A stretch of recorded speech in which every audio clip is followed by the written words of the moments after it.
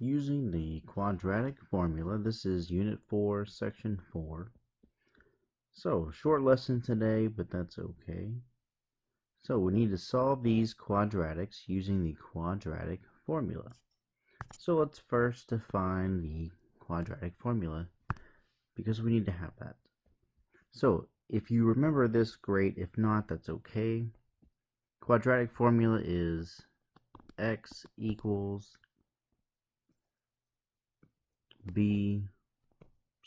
negative b plus or minus square root b squared minus 4ac, all that is under the square root, and all of that is on top of or over 2a. Okay, so that is the quadratic formula. So we have to use that for these questions. So the first thing you have to do is make sure that it equals 0. Notice that this equation equals 0, so I don't have to move anything around. So I'm going to go ahead and label these as A, B, and C. And of course A, since there's no number, it's 1. If there were a number, it'd just be whatever number is there. So I have A, B, C, and I'm going to go ahead and plug these into my formula.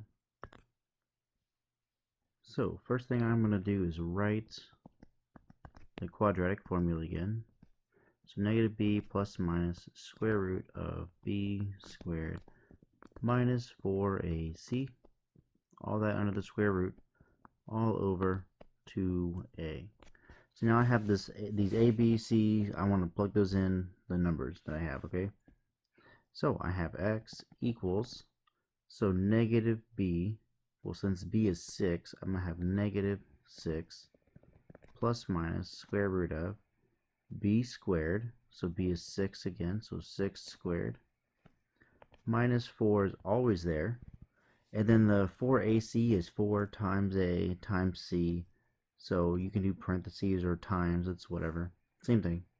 So in this case a is 1, and then c is negative 10 because it's a minus, and again all of that is over the square root, and then everything over 2 times a, which is 1.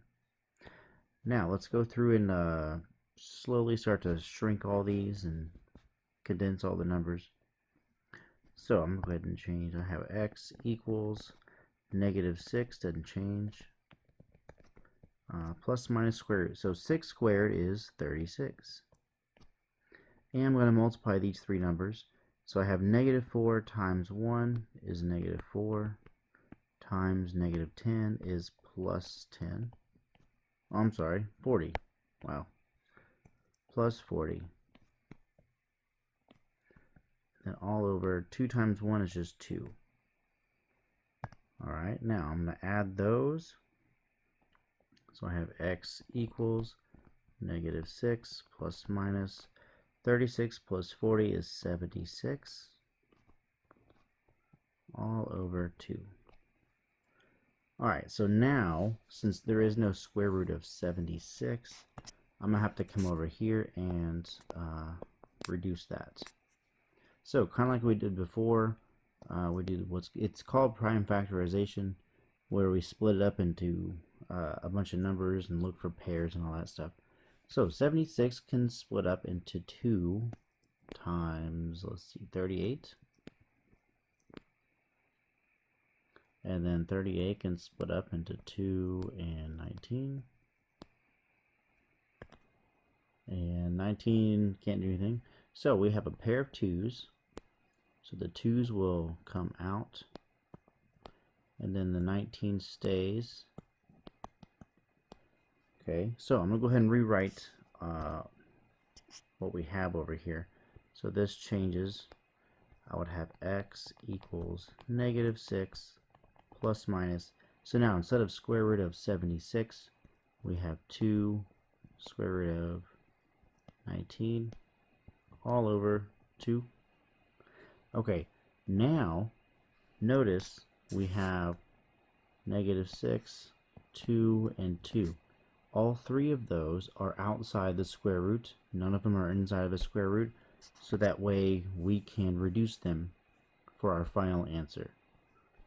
So I have x equals, so I can divide 6, 2, and 2 by 2. That would give me -3, 1, and 1, right? So I have actually I don't even need to do that. So I have -3 plus minus. I don't need to write the 1 in front. You can if you want to, but you don't have to. It won't change anything. This will stop moving on me. Maybe I can finish. And then of course, since I'm over 1, I don't have to write that because it's the same thing as like 2 over 1 is just 2. So over 1, you don't have to write it. But that would be my final answer. -3 plus minus square root of 19. Because I can't do anything with square root of 19, I have to leave it alone. Alright, number 2. Notice on 2 it does not equal 0. Therefore, I have to move this number over here. So if it doesn't equal 0, you have to move everything over to the other side.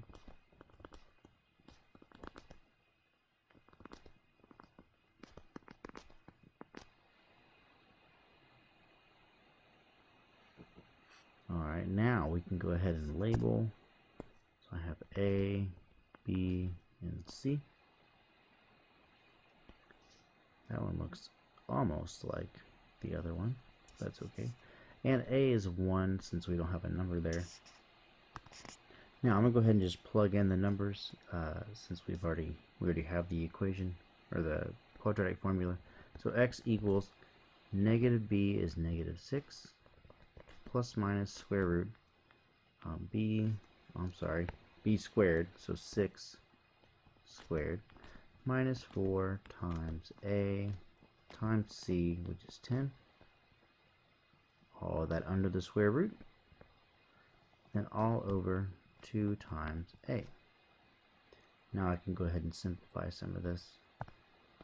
So x equals -6 plus minus 6 squared again is 36. -4 times 1 is -4 times 40, or sometimes times 10 is -40. I was already thinking of the answer again. And then all over 2 times 1 is just 2. Alright, then we can subtract those. So x equals -6 plus minus square root of 36 minus 40 is -4. Oh, this one won't be so bad. Alright, so -4. I'm going to go ahead and break that down over here. So I have square root of -4. So remember, if we have a negative, it just comes out as I. And then square root of 4 is just 2, right? So the whole thing is just 2, or 2i. So, oh, that makes it a little easier. So now I'm going to go ahead, oh my goodness, I'm going to go ahead and go up to here. So I'm going to have x equals -6 plus minus. So instead of square root of -4, we've now changed that to 2i all over 2.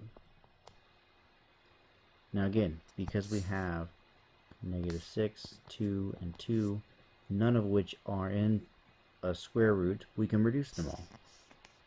So I'm going to reduce all those by 2 again. I have x equals -3. So that's -3, 1, and 1. Okay, plus minus. Now 1i, you can write 1i or just I. And then if it's over 1, I don't have to do that again. So that would be my final answer. Alright, and that's how you do that. So quadratic formula, not too bad. Just a little bit of math. Alright, the next part, the last part for today, is determining solutions, the number of solutions, using the discriminant. So let's go ahead and define the discriminant. So the discriminant right here is simply b squared minus 4ac. So it's just whatever is the underneath. Notice on the quadratic formula, it's the part that is underneath the quadratic formula right here. B squared minus 4ac. That will tell you the number and the type of solutions of an equation. Alright, so let's go over some rules first though. So if my discriminant is greater than 0, I get 2 real solutions. If my discriminant is equal to 0 exactly, I have 1 real solution. And if I am less than 0 or negative, then I would have 2 imaginary. Whoa.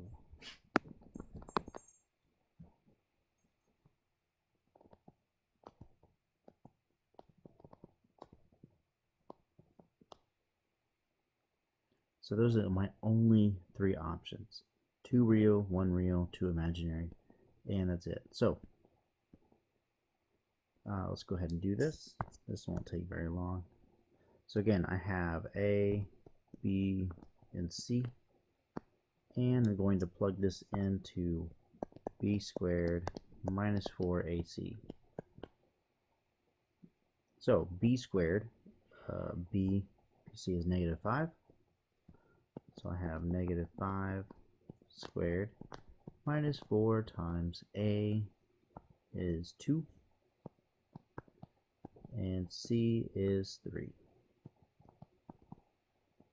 And then I just figure out, like down here on the notes, if it's greater than 0, if it equals 0, or if it's less than 0.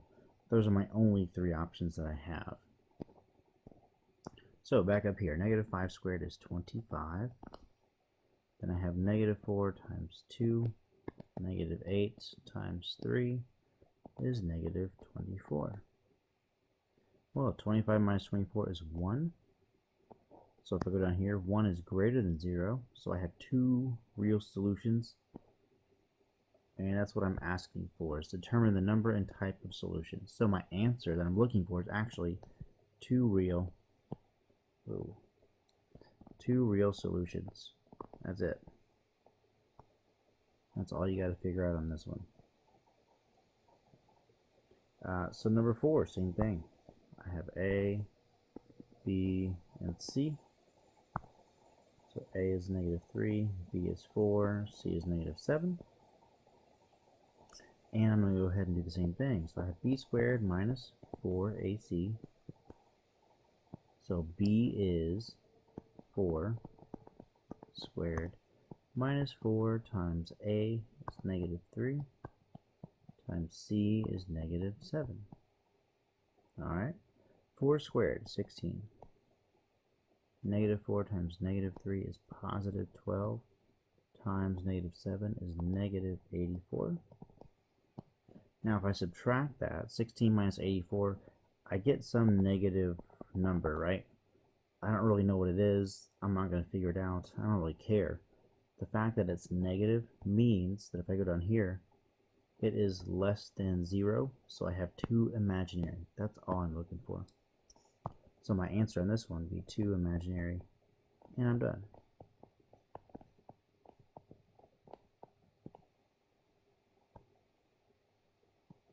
And that's all you're doing on the discriminant, is figuring out if it's greater than 0, equals 0, or less than 0, and that's it.